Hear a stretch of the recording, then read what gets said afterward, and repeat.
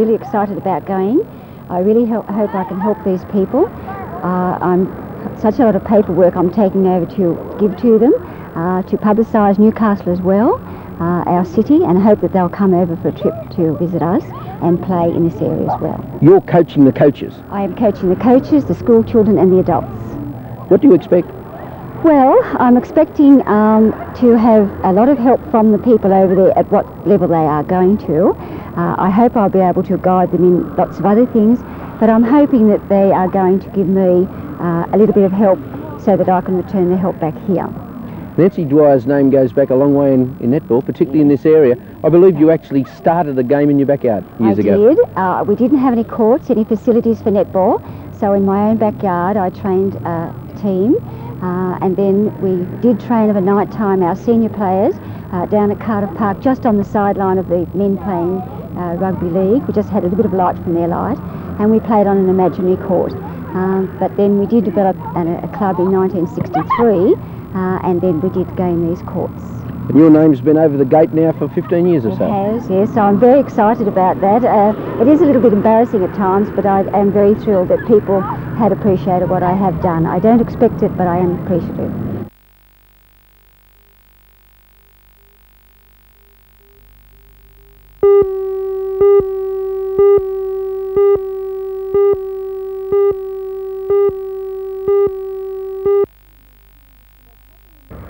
What's happening in these chambers tonight is a historic event.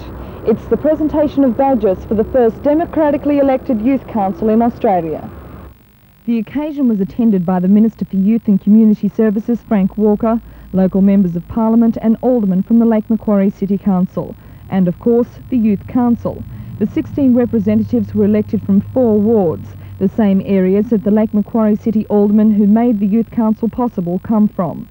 The Youth Council includes students, apprentices, working and unemployed young people, and it's hoped that their experience in local government will instil in them an early sense of community responsibility and leadership. It's also important, according to Mr Walker, that the young people have a say in the issues that affect them. Well, I think it's vital today that society and all governments listen to what youth wants so far as policies are concerned, and I congratulate the Lake Macquarie Shire Council for taking this historic step and actually having elected a duly elected youth council that is truly representative of the youth in the Shire. That's fine, that's all I need.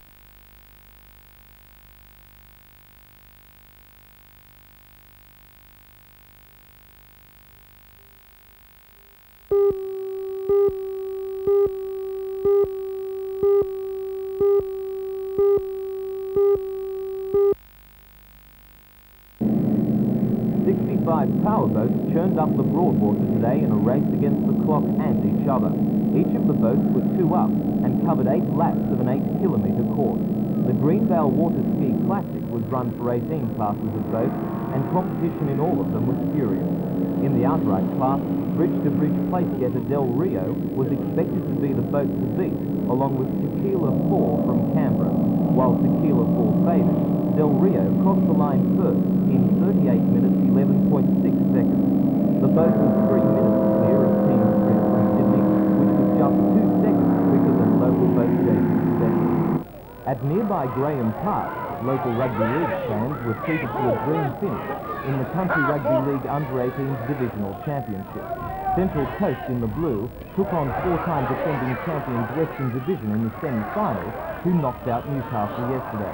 After 80 minutes, the scoreline was 10-all. 20 minutes extra time was played, and to the delight of the home crowd, Central Coast finished on top 16-10. They then met Riverina, who'd beaten Northern Rivers to get into the finals. Central Coast came out on top as country champions, winning 12-6.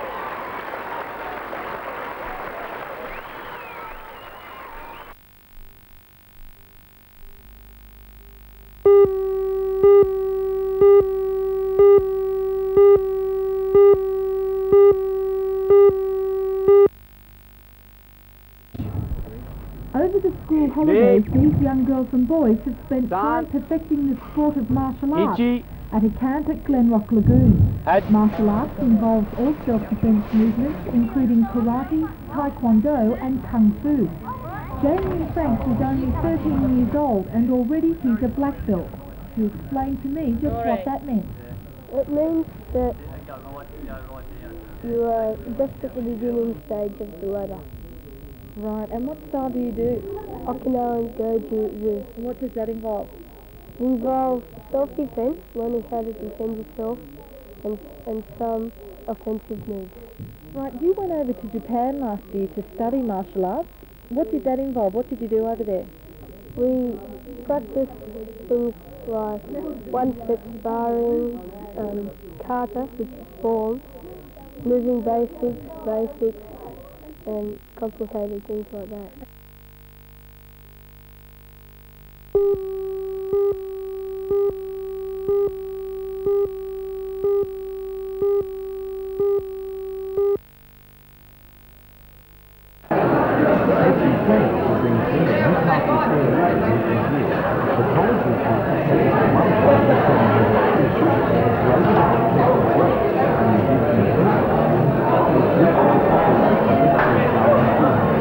The campus library, the student union and the cafeteria are now too small, and the college wants money for expansion.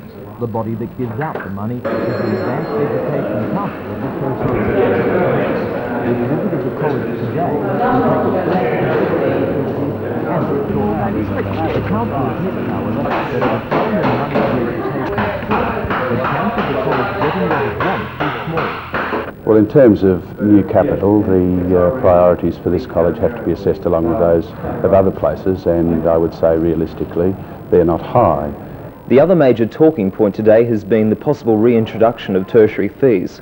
What is the council's position on that?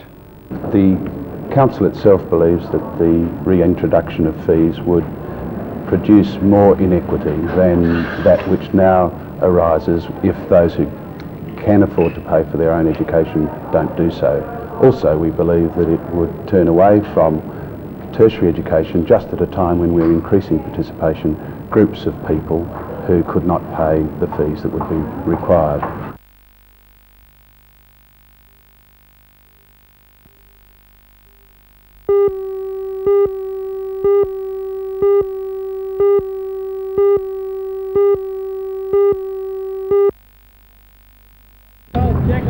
This is the ninth year of the tournament for 2014, coming mainly from the Hunter region, one from Strait and one from Hong Kong. So in effect, it was a first-class local derby, played in the best and most competitive spirit. The final day to decide the winner wasn't no matter how you do it. Local teams include Charlestown's Ron Smith, Ken Porter of Bullaroo, Lambton's George Oldham, and Windale's Gateshead's Max Coulson. This was the Lambton club who hit top gear at the right time to take the tournament with 5-game wins plus 35. Next came perhaps an even faster finisher with Maitland's Trevor Johns with 5 plus 16. Third was Porter of Bullaroo, 4 plus 40, with Ron Smith, who set the pace for most of the 3 days, coming home in 4th spot on 4 plus 38. Bit of grass. Yeah, that's right.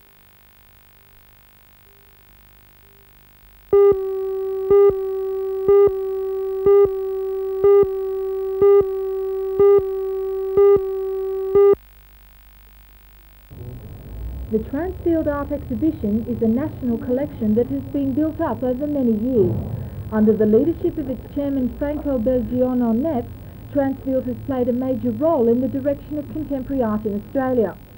16 works by leading artists such as Fred Williams, Andrew Sibley, John Mulvig and Roger Kemp are on display.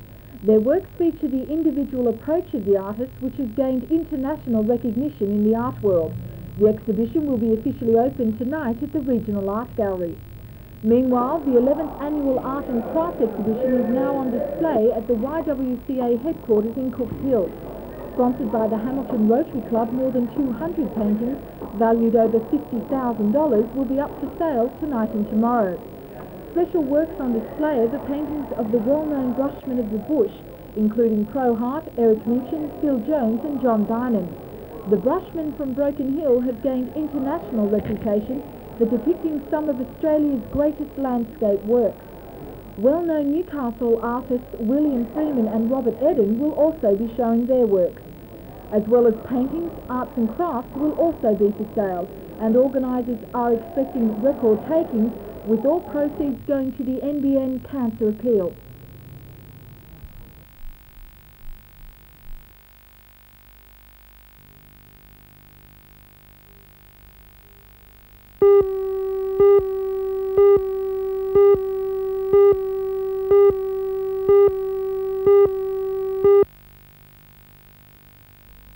The head-on collision occurred 5 kilometres north of Karula at Mill Hill at around 4:30 this afternoon. A white 72 model Fairlane was travelling north on the Pacific Highway and attempted to turn right into a rest area. It was here where the car collided with a red Pontiac carrying 7 passengers, one suffering serious head injury. The highway was completely blocked while those attending the accident included police, accident investigation squad, 2 ambulances and a fire brigade unit. The West Cap Rescue helicopter saw a paramedic into the accident where the woman in a serious condition was treated for internal injuries, 2 fractured thighs and severe lacerations. On the ground at the back there, Andy, and I'll put it in a sec. If you want to jump in your seat, where she's in a serious condition. She is believed to be from Sydney, while the 7 other passengers are from Melbourne, including one from Coolgardie.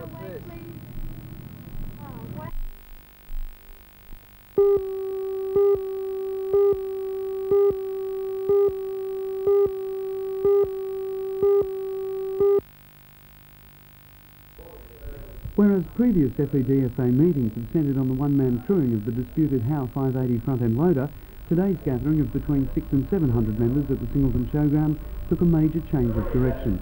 It was to have discussed 2 conditions put forward by R.W. Miller for the re-employment of the 73 sacked men whose notices expired at midnight on Thursday. The conditions being that the loader be operated by a single-man crew and that there would be no charge last week. Surprisingly, the members decided to forgo their dispute over the crewing of the loaders, but to instead most strongly protest the employment of the 21 new people to operate them, in the absence of those that had been stood down. The very fact that those people are now going to be required by the company to do the work that was previously being done by the 73 members of the union who have been sacked puts them in a position that can only be described as industrial renegades. A bit more than that, the National Liaison Committee is a name for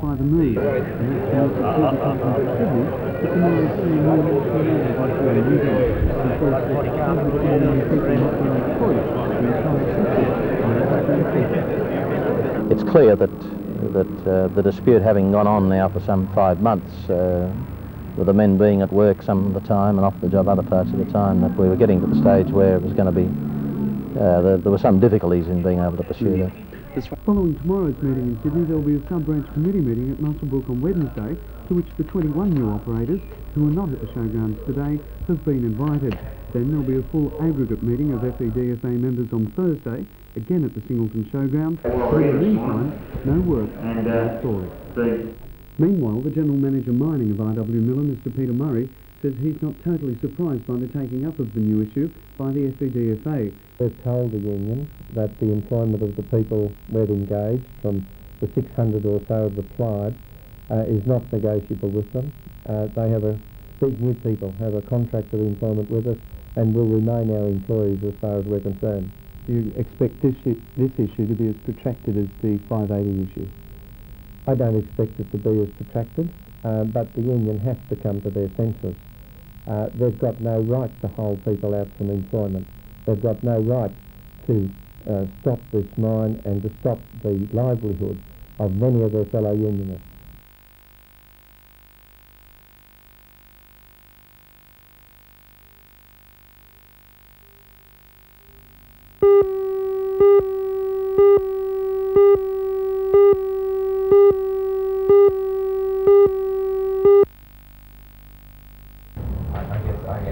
There is no doubt that Michael Bell's art is distinctive. His combination of bright colours and cartoon-like images has featured on many local theatre posters in recent years.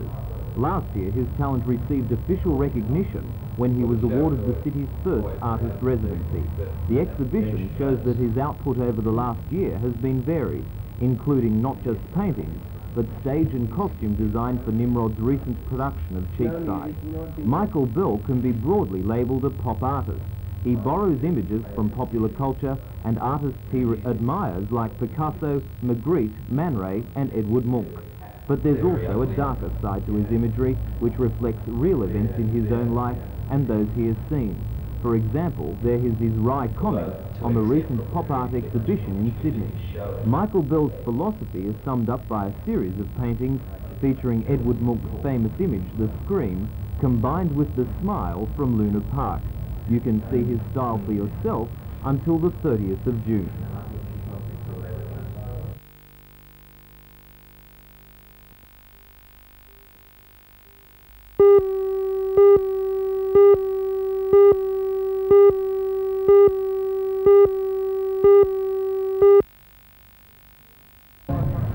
A large crowd attended the ceremony, which was held at the Reintroduction indoor sports and community centre.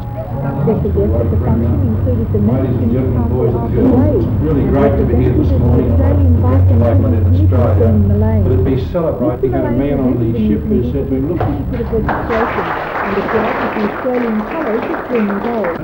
Today's ceremony was one of 150 throughout the state. The project planned by the Bicentennial Committee to celebrate 200 years of white settlement in Australia will be funded by both the state and federal government. A dollar per head in population will also be given by the Port Stephens Shire Council to the local committee. I think this whole The place committee of is Port hoping for Stephens community projects support are to going back to its be plans.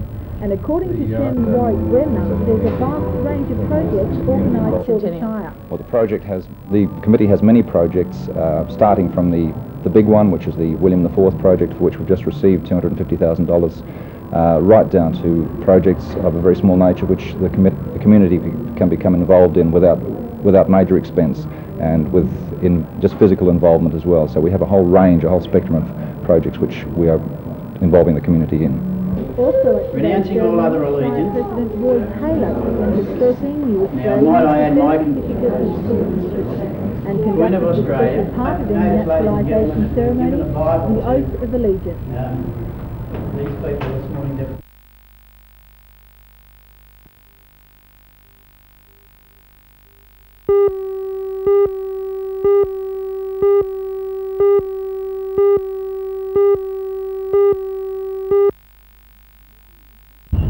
The land in question involves two adjacent blocks at Scenic Drive, Merriweather Heights.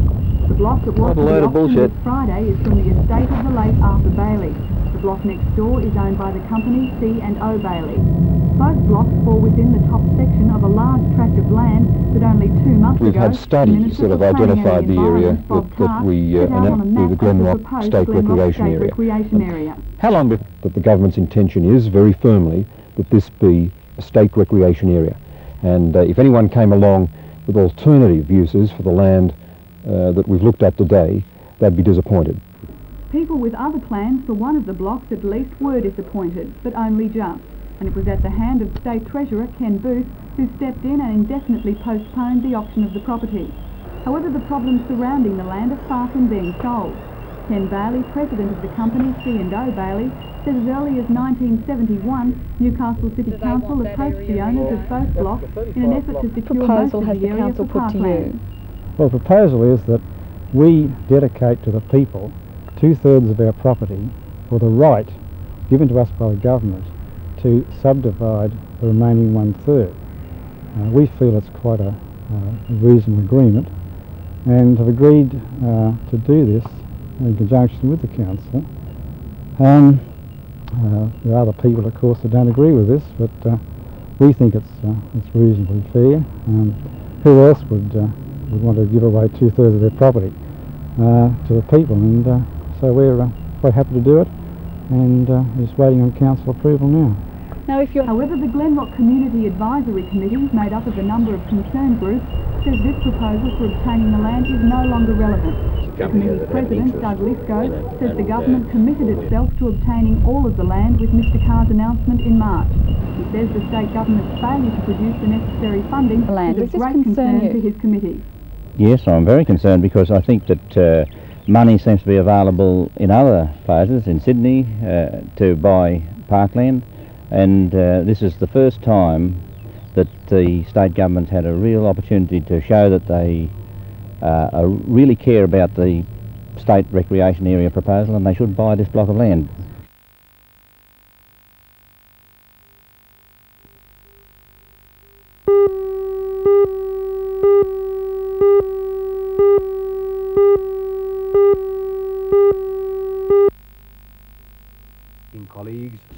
In last weekend's game against Sydney Olympic, it was Rosebud's goalkeeper Clint Gosling who was the star for Newcastle. Rosebud lost the match 2-0, and it was only some fine saves from Gosling that stopped Olympic walking away with the game. This weekend, Rosebud won't be able to count on Gosling's talents in goal, as he's required to play for his home country New Zealand in their international against Fiji. On the original NSL schedule, the Marconi Rosebud game was to be played on Saturday, and Gosling was confident he'd be available. But under the revised schedule, Gosling won't be able to take the field. The man likely to replace him is Adamstown goalie Steve Dorman. Rosebud coach Willie Gallagher sees Gosling's absence as a major setback for his team. Well, it's a tremendous loss for me because this lad's been playing really well over the past few weeks, and whilst the back four's been playing well, but he's been the big difference between us, especially last week. We only lost 2 goals, we could have got beat by a lot more, and obviously any team that loses an international is a big loss to them, you know. Gosling is disappointed he'll miss the Marconi game, but accepts it's one of the dilemmas for a Kiwi playing in Australia. Well, the games against Fiji are very important for me as to the World Cup elimination series against Australia, Israel and China. But the club games are always important because you're representing your city and also the club and the people in Newcastle.